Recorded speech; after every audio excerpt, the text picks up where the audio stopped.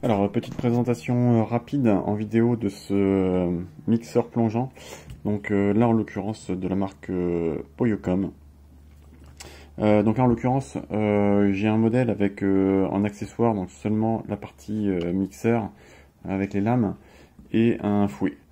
Donc idéalement, c'est vrai que j'aurais tendance à conseiller plutôt de prendre les modèles qui fournissent plus d'accessoires, parce qu'il existe d'autres modèles avec soit un presse-purée, soit un bol pour le mixeur plongeant, donc ce qui est plutôt pratique. Voilà, donc je ne sais pas si en fait il y a moyen d'acheter ces accessoires séparément. Ça, pour le coup, c'est peut-être un défaut, mais bon, à voir. Encore une fois, s'il y a possibilité d'acheter les accessoires séparément, c'est plutôt cool. Donc là, je vous le mets à côté d'un autre mixeur que moi j'ai à disposition également. Donc c'est un Philips ProMix. Donc c'est celui que j'utilisais, que j'utilise quotidiennement, régulièrement plutôt. C'est juste pour vous donner un petit aperçu en fait du niveau d'encombrement.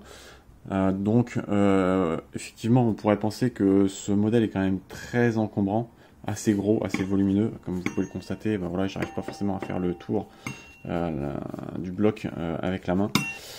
Mais pour autant, finalement, il n'est pas tellement plus imposant que le Philips à côté.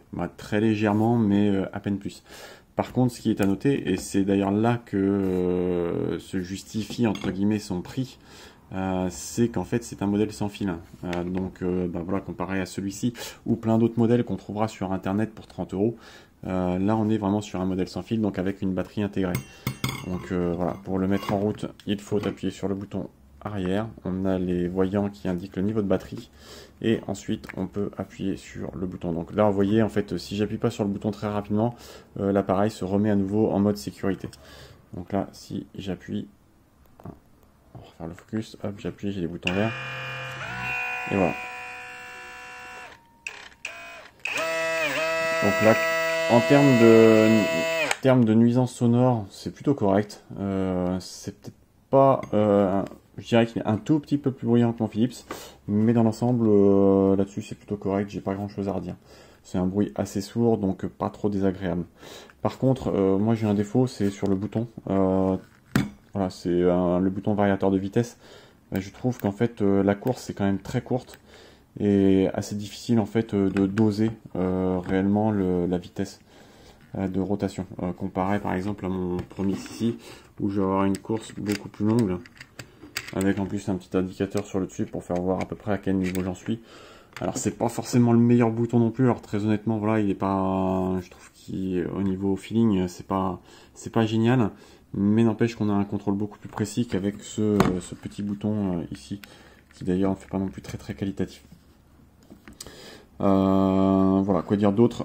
Effectivement, comme je le disais, on pourrait imaginer que son prix est très élevé, 75 euros je crois, pour un produit, là, en l'occurrence, qui ne fournit quasiment aucun accessoire, si ce n'est de batteur, alors qu'on va trouver des concurrents sur internet à 35-40 euros, voire même des fois pour 40-45 euros, on va avoir toute une panoplie d'accessoires avec.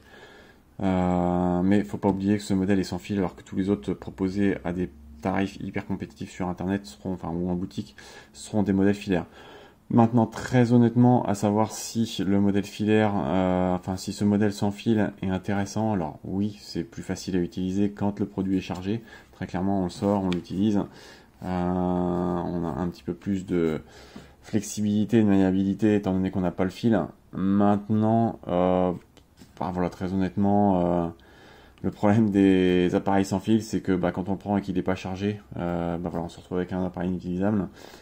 Et en l'occurrence, moi voilà, un modèle filaire, quand on a la cuisine équipée avec potentiellement une prise pas loin, très honnêtement, voilà, c'est pas gênant en fait de devoir brancher l'appareil. Donc voilà, la fonctionnalité du mode sans fil, à vous de voir, mais c'est pas forcément hyper utile. Pour certains, ce sera effectivement une super fonctionnalité, pour d'autres, pas spécialement. Voilà, donc pour ce petit retour, sinon pour le reste, ça reste un produit qui me semble relativement qualitatif. Je connais pas la marque, donc difficile d'être totalement objectif là-dessus. Mais voir dans le futur comment le produit se comporte. J'espère que ce petit retour vidéo vous sera utile et vous aidera dans votre choix. Merci de votre écoute.